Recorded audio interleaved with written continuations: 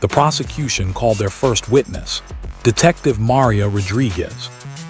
Detective Rodriguez, Ada Morrison began, can you walk us through what you found at the crime scene? Rodriguez pulled out her notes.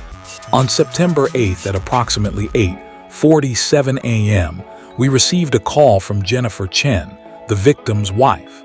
She had returned home from an overnight trip and found her husband deceased in his home office. What was the condition of the scene? The office showed signs of a violent struggle. Furniture was overturned, papers scattered, blood spatter on the walls, floor, and ceiling.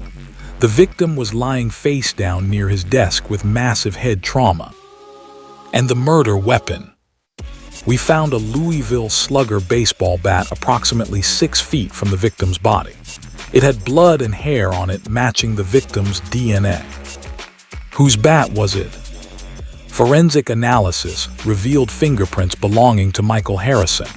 When we traced the bat's ownership, we confirmed it was purchased by Mr. Harrison in 2017. Morrison entered the bat into evidence. The jury stared at it, some with visible disgust. Detective, did you find any other evidence linking the defendant to the scene? Yes, we found multiple hairs matching Mr. Harrison's DNA. We found skin cells under the victim's fingernails that matched Mr. Harrison. And we found traces of Mr. Harrison's cologne on the victim's clothing.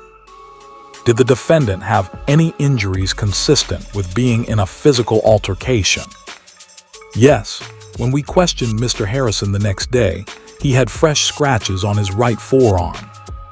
And how did he explain those scratches? He claimed his daughter's cat scratched him 2 days prior. Did you investigate that claim? We did. The daughter does have a cat. However, the scratches on Mr. Harrison's arm were consistent with human fingernails, not cat claws.